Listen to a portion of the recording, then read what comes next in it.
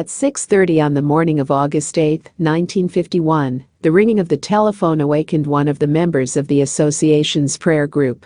Mrs. Y was on the phone, asking if anything might be suggested from the Edgar Cayce records, which would help her daughter who had been suffering for 24 hours with an intense headache. Hypodermics given by a physician had brought no relief. "My daughter is almost crazy with pain," Mrs. Y said.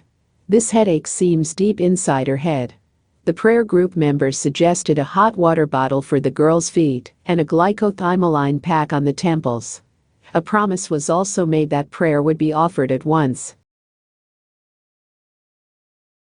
At 7:30 a.m. the group member had the following experience. "As I was praying, I suddenly felt as if a light had burst inside my head, and many bright sparks of radiations were going out from it in all directions." A half hour later, at 8:00 a.m., Mrs. White telephoned to say that her daughter was easy and had gone off to sleep. Was this simply coincidence? Did the hypodermics finally take effect, or were the hot water bottle and glycothymoline pack effective?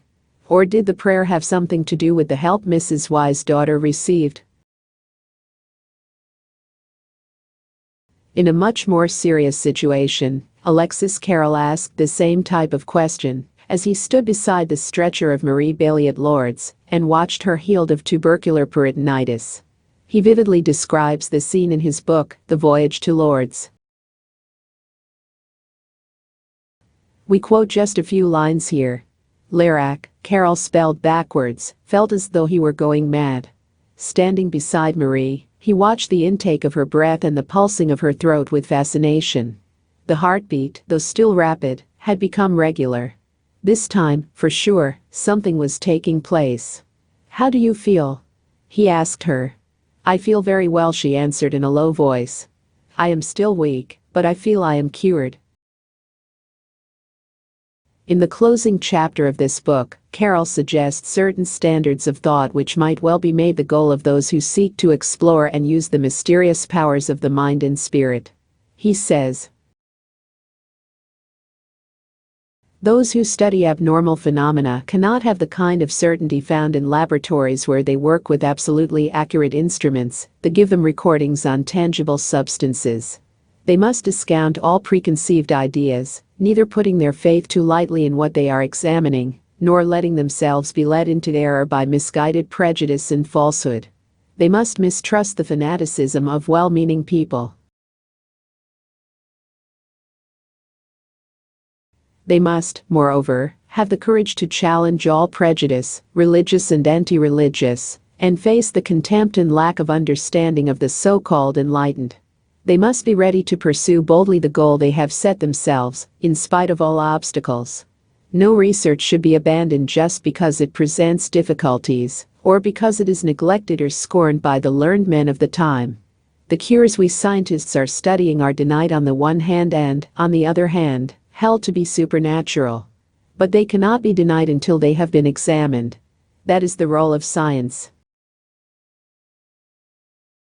In The Reach of the Mind, J.B. Rhine touches this matter when he says, "In the field of religion and out of it, people are asking about the role of ESP in prayer." Dr. Rhine mentions Gerald Hurd's A Preface to Prayer, Dr. Frank C. Laubach's Prayer, and Aldous Huxley's The Perennial Philosophy. Dr. Rhine then goes on to say, "The research in parapsychology, even now, touches other great issues of religion.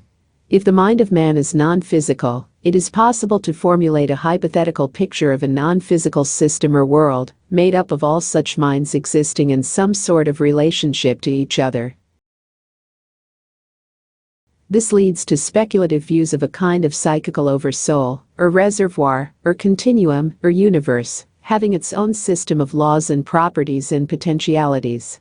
One can conceive of this great total pattern as having a transcendent uniqueness over and above the nature of its parts, that some might call its divinity." The Edgar Cayce Prayer Group. General group study of the Edgar Cayce records began in September of 1931. Nearly a month later, Edgar Cayce had a dream in which 7 of the 17 study group members were indicated for a special group to study prayer and meditation for healing. In the dream, one of the 7 was designated as a leader, another as an interpreter of the needs of those requesting help. And definite periods of each day were indicated for prayer. When the next group reading was given, the following question was put to Edgar Cayce. Are the 7 presented to me to be the healing group, or was this emblematical? The answer was, this is both emblematical and, in fact, the particular portion of the group that should begin activities along this definite line and in this manner, aided by all who may seek or desire to become a part of same. These are to be leaders in their respective places and times. This smaller group of 7, known as the prayer group, received 62 special readings from Edgar Cayce as a group. The first reading was given on October 5, 1931, and the last one May 14, 1944. Included in these special readings are those on the Book of Revelation and on the endocrine glands. Other readings given for the group consist of questions and answers for guidance, as members of the prayer group learned how to use prayer in healing others. Quotations for this article have been taken from readings answering the questions of a general nature. No material is used here from the readings on the Book of Revelation or on the endocrine glands. This is not a medical report of cases which have been cured by prayer, nor is it a statistical analysis of case histories. It is true that the files kept by the prayer group secretary contain many letters and reports from those who claim to have been helped. We cannot, therefore, ignore the results of this group's work. As with any other work in this field of inquiry, results speak more authoritatively than words, and the Bible says, "By their fruits ye shall know them." Hence a short section of this article will be devoted to such records of help. Also, some case histories will be cited later to illustrate the effectiveness of suggestions given in the readings. The primary object of this study, however, is to arrest your attention and to provide you with suggestions which, used consistently, will enable you to bring into focus this power of the mind and spirit in your own life. A personal experience will be more valuable to you than reading 100 case histories. Group Karma. In the first reading given for the prayer group, we find the concept of reincarnation explained in relation to groups. The question was asked as to why this particular group of 7 was drawn together for such a purpose, and the following reasons were given. Healing ability was good karma for several members of the group. Some members of the group had worked together in past lives, cooperating toward a common goal. Some of the 7 had been healed by prayer in a previous life. Innately, they understood spiritual healing. Some members had worked with Edgar Cayce in a previous experience. Summarizing the reasons, the reading stated, these would be fitting themselves, by having one purpose in common, to be a manifestation of his love in this particular experience. For as each fits herself in each respective niche to show forth this ideal, this purpose, this aim. These are designated as a group, to lose themselves in love and service to others. While we cannot pause here for a long discussion of group karma as such, we cannot ignore the premise on which this group's activity was undertaken. To put it in different words, we might say that when an individual obeys the spiritual law which he knows, he will be drawn into the very environment and opportunities which make possible his greatest spiritual growth. This seems to be a law, and as such it becomes operative at the non-physical level, before birth, then continues into everyday affairs. Vocations, avocations, friends, opportunities of many kinds. And if the innate development is stored within your soul memory, there will be a natural response when you begin the study of spiritual healing, alone or with a group. Theory of healing. In some of the early readings for the prayer group, we find explanations of the basic theory of healing through prayer. Let us examine a few of these statements. Each atomic force of a physical body is made up of the units of positive and negative forces that bring it into the material plane. These are of the ether, or atomic forces, being electrical in nature as they enter into a material basis, or become like matter, with its ability to take on or to throw off. So, when the group raises the atomic vibrations that make for the positive forces which bring divine forces into action in a material plane, those forces of a destructive nature are broken down by the raising of the vibration. That's a material explanation, see? The raising is accomplished through creative forces which are God in manifestation. Hence a self brings to bear those little things necessary, as each is found necessary, such as position, posture, times, periods, places, names, understanding, study these, and assist with each in its respective sphere. So does the entity become the healer. This explanation points to the electrical nature of the positive and negative forces constituting the cell, and seems to say that prayer will speed up the positive motion within the cell structure, thus nullifying the destructive influences. Here is another extract which goes even further along these lines. As given, much has been accomplished in the minds, the hearts and the souls of many. For in unison of purpose comes strength that enables those to whom such thought is directed to become more and more aware of that consciousness. This may be illustrated in such manner. Life, or God, is in its essence vibration. Then since physical beings are a portion of that life, that atomic force, the question becomes that of the way in which such awareness, such consciousness of that vibration, may be brought.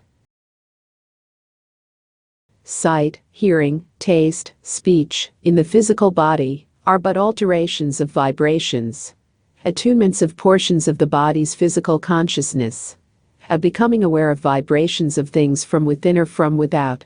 Hence an individual may not hear the prayer or the thoughts sent by one whose attunement is not sufficient to raise the vibration, but a combined effort, as we have in a group, may raise that vibration to such an extent that an awakening may come by the very continuation in the direction of the spiritual forces. Even so does this small drop of water wear away the hardest stone. If we reduce this passage to a few words, could we not express it thus? Prayer, continued prayer, by a group provides a stronger force than could be accomplished by one individual, and it brings an awareness of the creative power within to one who is ill in body or mind. Emphasis on the Christ. The next extract sounds a warning which is repeated again and again in the readings, in a variety of different ways. Credit for healing must be given to the creative power within. Healing power flows through, does not reside in any person. How easy it is for us to make a mistake and say, Peter healed the lame man. Mrs. D is a gifted healer. Learn that the things which acquaint self with the divine forces that are creative, are of his making. So let healing be accredited to his force, wholly and entirely. Even in self, even in him who is healed. These are the first principles, the first causes. All life is in him, and self only assists the one seeking, that he may become aware of that consciousness from within. For the kingdom with all its attributes is within and from within. As ye pray and meditate in him, so the consciousness is aroused or awakened in the experience of another, that healing may come. For virtue, that is understanding, must flow out of self, if healing is to be accomplished in another.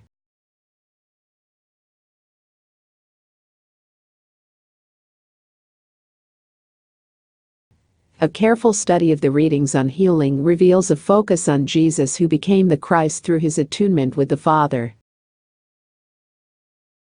Then as the forces are raised in self, know without doubt that there are his protecting influences. Able, willing, capable. Know that they will aid in that direction in which such vibrations or influences are raised, to aid those individuals to whom they are directed, even by the spoken word.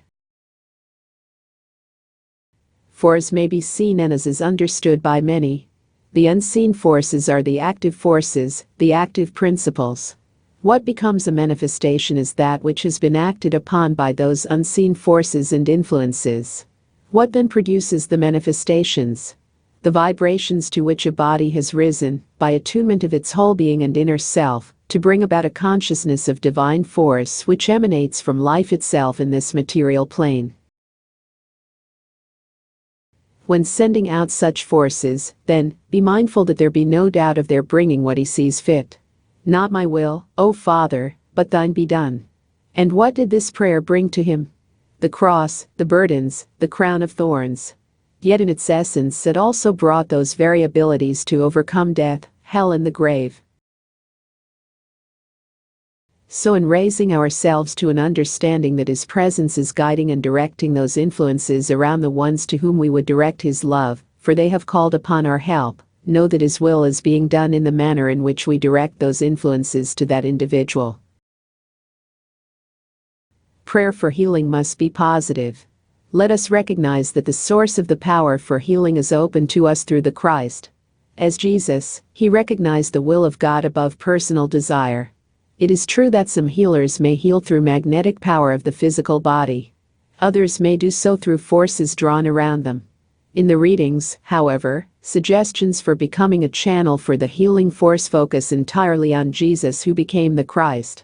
The emphasis is stated again in this manner. In its simplest essence or explanation, healing vibration comes by raising the Christ consciousness in self to such an extent that it flows out of self to the one to whom thou wouldst direct it. As was said by Peter, silver and gold have I none, but such as I have give I thee. In the name of Jesus Christ of Nazareth, rise up and walk. This is an illustration of vibration that heals, as manifested in a material world. What flowed out of Peter? That which was received by knowing that self in its entirety, body, mind and soul, was at one with the creative energy which is life itself. This question was asked in one reading. Does this mean that all of us in the group should hold the same prayer in the same way? The answer was, each in his own way. But let the purpose, the aim, the desire be one. For as just given, to some the song of the spheres is necessary for their comfort. To others, the beauties in the sunset on the water. Yet all individuals are acknowledging the power of the Christ inherent in the activative forces of nature. Life. Material itself. Know nothing but Christ, and him crucified. And in a later reading, we find this. In the experience of each, there is more and more of the consciousness of the truth, the crucified Christ manifesting in the lives and experience of others, and the truth as he gave, that ye who seek in my name, believing and acting, keeping those commandments I have given thee, shall ask and receive. Law is love. In this experience, there comes to the entity a decided differentiation between what some people call destiny, and what comes to pass when one makes oneself one with the Father. For law is love, and love is law. Since healing seems in contradiction to many of the man-made laws, but in line with laws that are universal, the last to be conquered is death itself. It is to be overcome, even as he overcame it. So there is the injunction to heal, even as Peter did when he said, in his name may this be done. In his name, give I thee that sought. Then he is the law. He is the destiny. He is the love. Hence this consciousness of his presence must be the basis for all healing. And the consciousness of be not afraid, it is I must come to the group, as members make themselves one in purpose. At this point, the distinction is made plain between the action of the Holy Spirit and entities in other states of consciousness, and the following extract further clarifies our thinking. As has been a warning to all, so encompass self by thoughts of the Christ consciousness, that only what comes from the throne itself may be the source of that which will guide or direct thee in thy seeking. The activity of the Holy Spirit, as has been pointed out, is that of designating an individual in the earth for a particular service in the earth, while, on the other hand, a communication which may come from outside forces or entities, even though sent as messengers, is as a relay. Just as many of ye gathered here may receive through these channels that which will aid thee towards awakening to the possibilities and responsibilities within thine own experience. but to experience the very awakening from within, to have the very awareness of being in closer walk with Him. This is more glorious still, and can be known only by those who actually experience it. Both awakenings are wonderful, but one is guided by the Spirit of truth, and the other has been relayed to thy consciousness. The mental attitude for one who would heal. To be an effective channel for the healing force, one who is working alone or in a group must strive to maintain a constructive mental attitude. Such an attitude conducive to healing cannot be put on like a coat for the meditation period and then let slip carelessly off. It must become a natural posture of the mind through daily effort and striving. We summarize here some admonitions given to various members of the healing group when they asked for guidance in their study of healing. This may be used as a checklist in your own preparation. When you prepare the soil of your garden for spring planting, there must be plowing, weeding, new dirt, fertilizer, etc. In like manner, mind the builder must be prepared to bring forth good fruit. Here are the admonitions. All self-condemnation must be laid aside. Many of us try to stop criticizing others, but forget that self-criticism is equally destructive. It can choke talents, sap energy and dissipate creative drive. An especially vicious kind of self-condemnation is self-pity. Not in arrogance. Spiritual arrogance is one of the most dangerous forms of egotism. The world is filled with souls seeking help. They flock to the door of any person through whom the healing power begins to flow. At this point, the ego could start to expand. I healed Mrs. X. Many people come to me for help. These are the little signs of arrogance. There must be a singleness of purpose to be a channel of blessing to those who seek. Lose self in love and service to others. Not so much self-development, but rather development of Christ consciousness. This important concept was phrased in many ways throughout the readings given to the group. Perhaps at this point you ask, what other purpose could one possibly have in attempting to develop healing power? Let us be realistic, for healing power or the pretense of having it has been exploited for money, or power or fame. One does not have to look far into history to find examples of such misuse. The loss of singleness of purpose can produce as much damage at the level of the Ladies' Aid Society as in the heart of some outstanding mystic. One must raise self to that consciousness of a physical perfection in spirit if one is to give the proper attitude or concept to another. Doubt never accomplished anything. In A Search for God, Book 1, we find this definition of faith. Faith is an attribute of the soul. It is inner spiritual knowledge of the creative forces of the universe.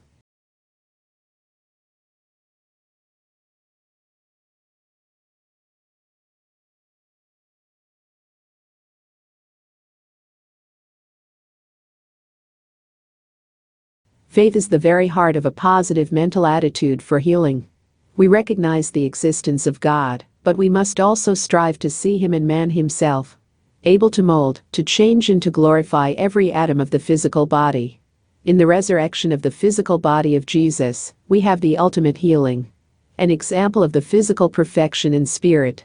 The concept we must strive to maintain, then, is that anything is possible with God. Find good in all. If thou canst not speak well, speak not at all. And think not at all. For thoughts are deeds. This is one of the most difficult of all admonitions, for criticism of others has frequently become a habit. What do we look for first in a person? Willpower must be exercised in order to direct the mind towards noticing good qualities, talents and habits, rather than the negative ones. Willpower must also be exercised to check the thinking or speaking which is not constructive. Clear water will not flow through a pipe clogged with rust and riddled with holes. We desire to be channels through which the healing forces flow. Rule not in the sense that here's a line and you must adhere to it, regardless of consequences or conditions. For He is also a God of mercy. Mercy that makes us all akin. For he who would have mercy shown him must himself be merciful. Begin work with a person where you find him, and do not require conformity to fixed rules. Let not those things that hinder through the desires of the flesh hinder in the way. Only self-examination can determine for each one what desires of the flesh might block development of healing power. For some it might be alcohol or sex, for others, simply an extra piece of lemon pie. The awakening to greater abilities, not only to be humble, contrite, and aware of the forces that bring life itself, but to attune with others and helping to bring that consciousness to many. Here is an admonition to learn how to cooperate with others. There is power in group prayer and in group healing meditations. Know that what thou hast found in thine experience is in accord with what thou art seeking through thy ideal. To me this is a very interesting suggestion. The admonition to know thyself is frequently considered a pretty messy business. This may be because we tend to look for all that is wrong with ourselves, and frequently we may feel an odd kind of pride in what we see. Here, on the contrary, we are bidden to measure our experiences and see how far along the path we have traveled. This can be a helpful and hopeful activity. Be not weary in well-doing. The only thing that endureth is patience. To be fearful means to doubt, and to allow much to be done by rote. In thine activities, then, be not fearful of results. And because results do not come as quickly as some feel they should, don't become impatient. Leave the results with him. Another reading expressed the same thought in very pointed words. It said that after planting a seed, don't scratch it up to see if it has sprouted. Though ye be reviled, revile not again. Though ye may be spoken of harshly, smile. Smile. Not grins, but the smile of understanding. Here is an interesting differentiation, well worth our analysis. With a grin one can say, I told you so. So what? But with a smile one can recognize and condone weakness. Keep ever before thee thy ideal in the Christ, for healing, for counsel, for hope, harmony, and the peace which comes to all must come through knowledge of the indwelling of his love in the experience of each. Here again is a statement of the importance of holding the Christ as an ideal. Through Jesus' attainment to the Christ consciousness and his purification of the physical body in the resurrection, a tremendous force was released. This force can flow through those who make an attunement with it and bring healing to self and to others. Be cheerful, be joyous, be earnest, be sincere, the readings admonished many times. The long face is not the sign of the one seeking to express the Christ consciousness and to be a channel for his love and healing virtue. Personal decisions to be made. Whether you begin the study of prayer for healing, alone or with a group, there are decisions which must be made at the personal level, as in the case of the healing group. We will give here some examples of such questions, although there are as many questions as there are individuals undertaking such a study. Will I ever be able to diagnose ailments, and what spirit will give this to me? If the body consciousness so intends or desires, this may be a portion of the entity's work. It will be accomplished by a unison of cosmic or universal forces, as here. Anyone who so cleanses his own physical consciousness may raise the vibrations of his own physical body to an attunement that brings healing to others. For as has been given, who healeth all thine infirmities? Who bringeth the hope, the abounding forces of love in thy life? And it has also been given, though I give my body to be burned and have not love, it profiteth me nothing. Though I may be able to interpret, though I may prophesy, though I may bring that faith, so as to remove mountains, and have not love, it is nothing. Then know first what love meaneth, for God so loved the world that he gave his Son, that we through him might have life and have it more abundantly. From the abundance of the heart, the mouth speaketh. Thoughts are deeds, and as their currents run, they bring either miracles or crimes. As he purged his own life, so may we purge our lives that they may be one in him. And as he laid his hands on many, so may the healing from self come to many, if thou wilt believe and ask in his name. The question of ability to diagnose was coupled with the idea that it would be done through some particular spirit entity, And the person who asked this question felt that all healing was done through the help of spirit entities. We have already touched on this matter in the section on the theory of healing, where the reading speaks of the Holy Spirit. Notice that the answer given above refers to cosmic or universal forces.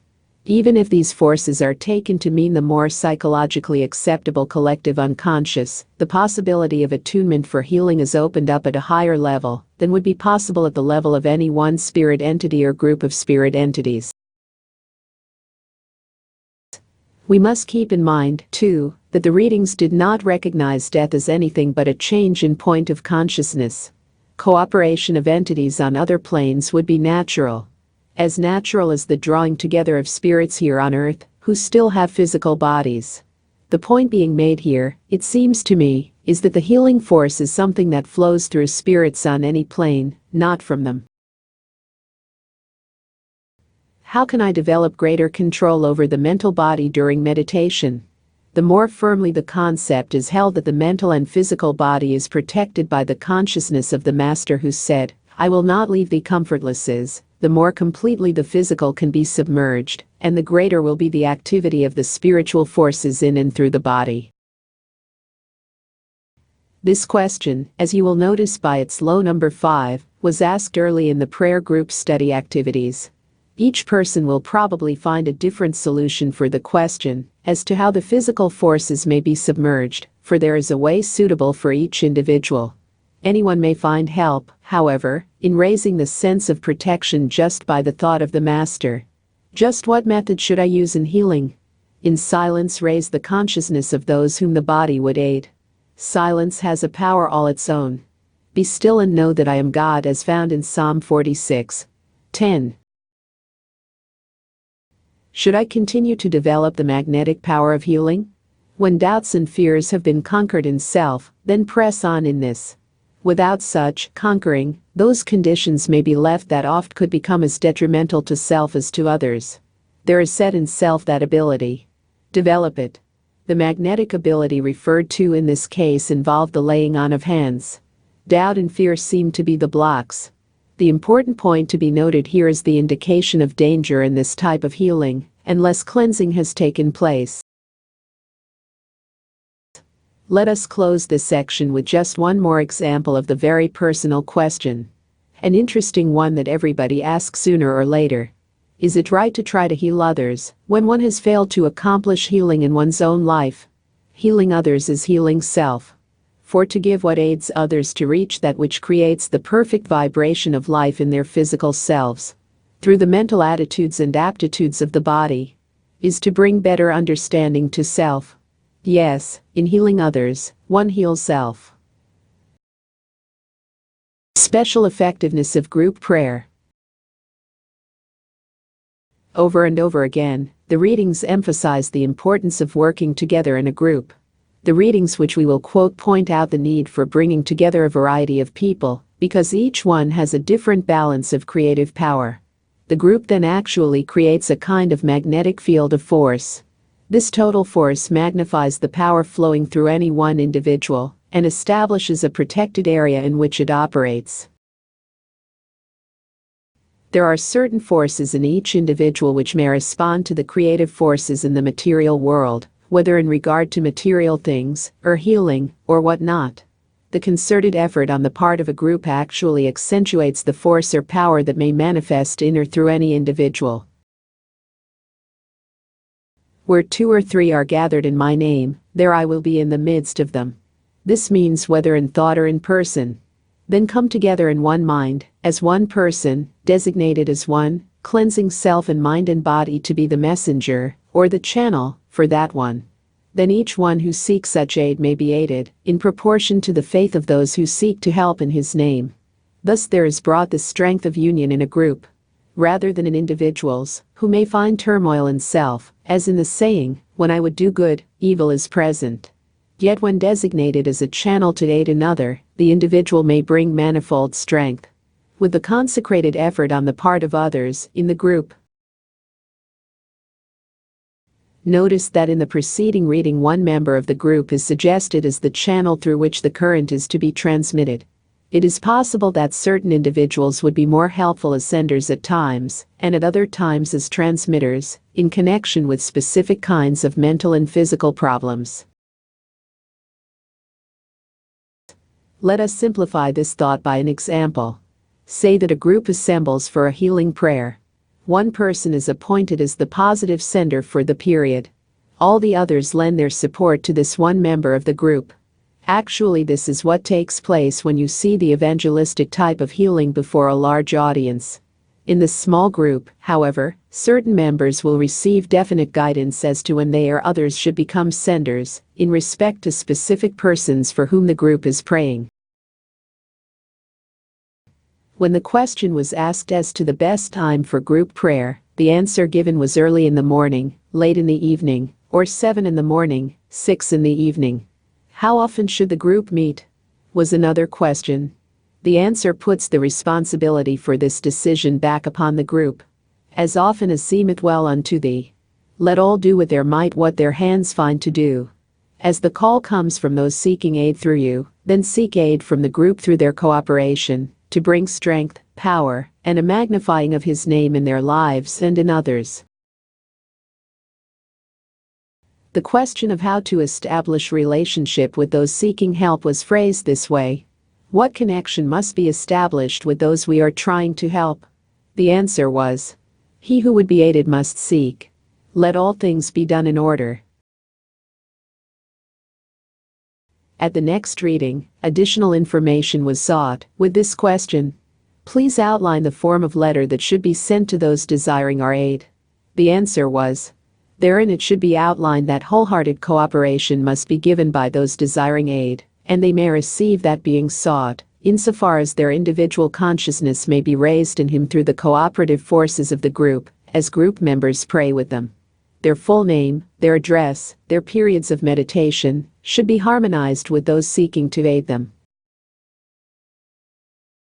A most interesting distinction is made in the readings between prayer for another person or persons, and prayer for healing. Please differentiate, in that we are told to pray for others, while on the other hand we are told that there must be the desire on the part of the one to be helped or healed. Prayer for others is like a defense against influences that would hinder. Prayer and meditation, the unison of purpose for healing, are for a help against an offense committed in the body of another, an offense to be overcome or made every whit whole by His cleansing, His forgiving, His life-giving power. Affirmations were suggested for use by those seeking the help, as well as members of the healing group.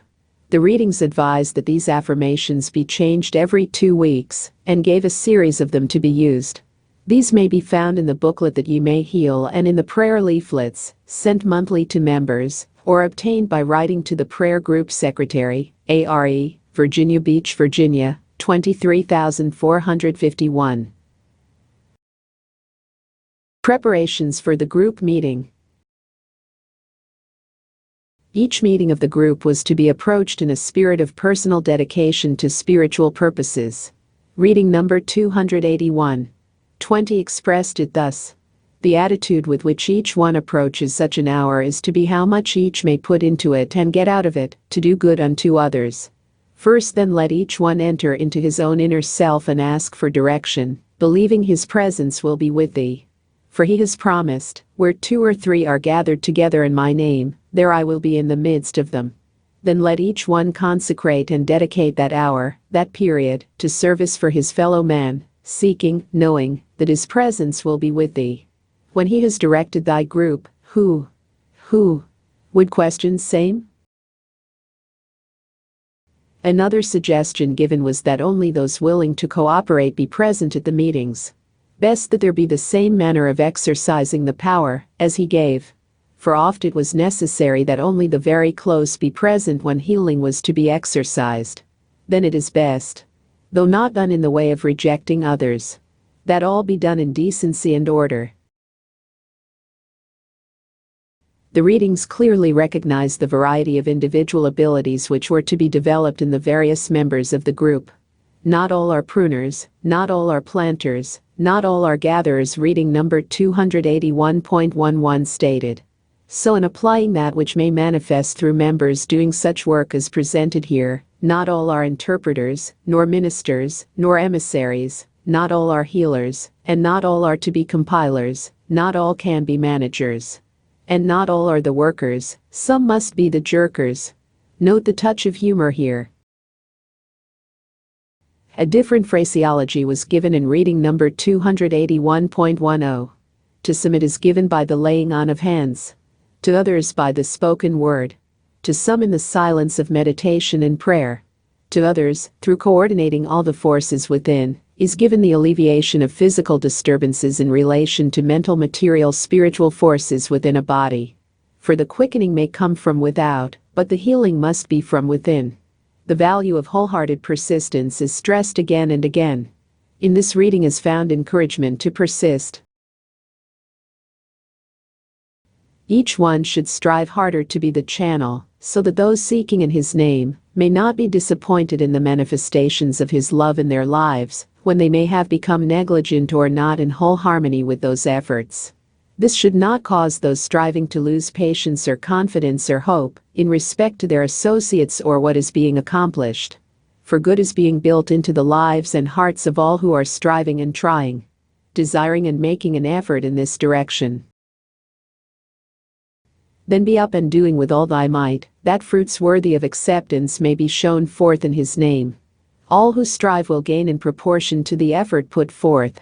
Remember, in His name anything may be accomplished which is in accord with His law. Hence let His will be done in the manner in keeping with that which He would have done in this present period. Be faithful, and that which is in keeping with His word will come to pass. Meditation. Suggestions for meditation which are given under the heading Meditation in Books 1 and 2 of A Search for God are taken in part from the readings given for the prayer group. The incantation mentioned there is described more fully in the reading for the group, as follows. Begin with the incantation of the RRRRREEOOMMM, and raise these forces in thyself. Those who do such for selfish motives do so to their own undoing. For as has oft been said, the fear of the Lord is the beginning of wisdom. Then wisdom is fear of misapplying knowledge in thy dealings with thyself and thy fellow man. The readings recognize that all of the practices suggested could be carried too far, especially in the group work. Once when a question was asked about the various techniques, breathing, chanting, etc., this was the answer, in substance. You are in a material world, you are subject to the laws of this world. When you are moved by the feeling of full accord, use the intonations, the breathing, the posture, but let the feeling be an outgrowth of attunement, rather than a purpose for attunement. For to be of one mind, one purpose and one desire through having a common cause should mean and should bring a unison of thought. If one of the group begins to be moved and all join, wonderful. But do not find fault if all are not in attunement at once. For were all the disciples chosen to go into the chamber of death? Were all chosen to go to the Mount of Transfiguration? Were all chosen to act when the 5,000 were fed? There you find in the various experiences with the Master, groups or different ones among the 12 taking the leading role. Even as you do at the Last Supper, as you do at the cross, as in the garden, as on the resurrection morn. So, in your meetings, let this be a service of joy. Act in accord with the ideal of helping others. In the context of group work, consistency was again emphasized. Tarry ye one with another. Tarry. And ye shall be imbued with power from on high. So should the body, the entity, insist, and those who cannot may depart. One member of the healing group had frequently been moved by a desire to ask the group to tarry, to wait. The answer above came in response to her question about this impression. The reading also pointed out that as each of these gather, as a body, for aid to another, there will be a message from time to time, from one to another. A question was asked about this very statement, and this answer was given. As the messages come, and those feelings come when the activity of the Spirit is felt within the experience of each individual, be faithful in giving these to others. As a result of following this admonition, a great deal of help was possible for members of the group. Each one helped the others in all kinds of ways relating to every phase of life. In any group studying healing, many superficial difficulties will arise which make personal adjustments necessary, but the practical benefits derived from each member passing on help to the others will far outweigh the problems. Let us close this section with some practical advice for a group from one of the readings. Be not as ones who would pry into the affairs of individuals. Be rather the necessary element in others' experience, as they seek to unburden themselves of conditions in their experience. Know more about the things that hinder, or make those who seek afraid, for in the troubled heart come experiences that make for doubts and fears. Consider that even at the beck and call of the Master, even in his presence, Peter began to sink. So we, in the weakness of the flesh, in the face of doubt and fear, often begin to sink and lose our way. So let there be held by the group as a whole those strengthening influences that make others to know that, yea, a prayer is said. Let there be seeking that the faltering one may be made strong in his might, his power. And remember, all ye, how thin is the veil between the sublime and the ridiculous. Make not thyself absurd or ridiculous in thine own eye, nor yet in thy neighbor's eye. Keep in the way that makes for life, everlasting life. Those seeking the help. The one seeking his help, whether physical, mental or spiritual help, must first believe. We quote below some short extracts from the readings which highlight some of the essential elements of the believing mental attitude. Ask only in his name, believing, and it shall be done. For he who seeks through some other channel denies that this is my beloved Son, hear ye him.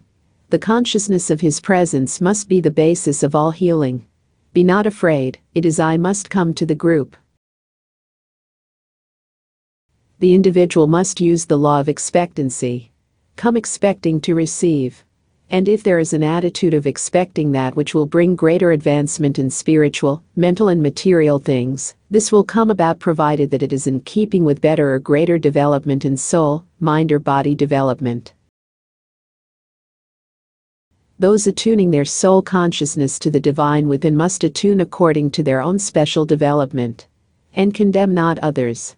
Those seeking his help must put aside hate, jealousy, fear, condemnation and doubt. Then putting away doubt and fear, let that mind be in thee which was in Jesus the Christ, as he prayed, Father, forgive them for they know not what they do. For he stands at the door of thy heart and of thy consciousness, and as he has given, ask in my name, believing, and it shall be done unto thee.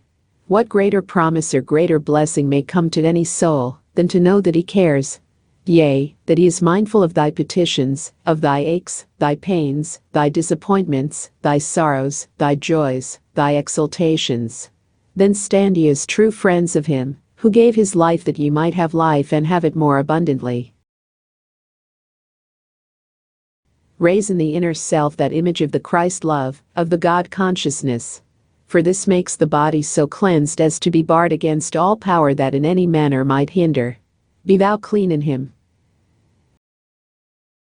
Some experiences during healing meditations. As the healing group made progress with its study of prayer and meditation for healing purposes, various members began having experiences which seemed to indicate a heightening of perception. Information from the readings emphasized that such experiences were not the goals of meditation, but only indications of growing sensitivity. As you will observe, these experiences differed considerably, and no two members had exactly the same ones. Began to see auras. Cool feeling on forehead. Began to see auras in church and to lose consciousness. Sensation in parts of body which were suffering. Body relaxed, head drawn back. Heard a hymn. Pumping sensation in lower spine. Tingling in spine, followed by fullness in head. Sound as of a valve opening. Flashing of lights. Seeing an eye. Experience of identifying self with Christ on cross. Great variety of dreams presenting answers to questions on healing. Hand, cup, spoon. Canaries. Musical notes. bread. Apparent motion. Back and forth, side to side, circular. Sensation of spinning like a top. Name given. Heard name called. These are only samples of some of the experiences which were entered as a part of the record of the group's work, and about which questions were asked in the readings. As the group progressed in its study of the Book of the Revelation and the endocrine glands, meanings of the various experiences became more and more apparent. The readings explain them as the rising of the life force within the body, and its movement upward to the higher spiritual centers associated with states of spiritual awareness. The dreams were explained in terms of symbols, such as a warning to present the information slowly, the spoon, hand, cup, and a variety of effects of prayer, the musical notes. Reports of healing. Almost from the beginning, individuals for whom prayer was offered reported favorable reactions. Yet there were many experiences which were difficult to understand, especially during the first year of study. One of these was an epilepsy case in which the response was very slow. Another was the case of a hopelessly crippled child who died soon after being placed on the prayer list. Still another was the individual who improved rapidly and then suddenly lost the improvement. The readings explain these and many other experiences of the group. The case of epilepsy was one of possession and, as Jesus once said about such a case, required much prayer and fasting. The group was not ready for it. The hopeless cripple was released by prayer and, in a way, received a healing which the members of the group did not then understand. The person who made progress and then retrograded did so because of loss of patience within the group. There were many unusual reports of healing, however, and these speak eloquently of the need for further study in this area of human experience. The reports themselves vary from neat, systematic progress reports on serious illnesses to exclamatory statements of emotional exhilaration. Let us quote details here on 2 cases of instantaneous healing. Both of these conditions would probably be classified as psychosomatic. However, each of the 2 patients had been under a physician's care, and a number of people were familiar with the symptoms over a period of several months. Case number 1. Man. Sciatic condition. Pain in the hip had been almost continuous for 4 months. 2 different physicians had given the patient treatment, but it produced only temporary relief. The pain at times was so intense that the patient could not sit still, nor sleep. In July 1948, he attended a prayer group meeting. His wife asked the leader of the group for help for her husband. No more than 10 people were in the room when the group leader asked the patient to sit in a chair in the center of the room. She then placed her hands on his temples and prayed. The patient reported that he felt nothing, that he was hot, exhausted and resigned. That the prayer wouldn't hurt. The prayer leader reported that she saw a rod revolving in his head and knew that he had been healed. The man went home and immediately went to sleep for 2 hours. When he awoke, the pain was gone and it did not return. Case number 2. Woman, condition of bursitis. For several months, this woman had endured severe pain in her right shoulder. The condition gradually became worse until she was unable to raise her right arm. It became necessary for someone to wash and dress her and to comb her hair for her. Pain was intense at the slightest movement. This woman had visited her family doctor, who explained that the only treatment would be an operation if the condition grew worse.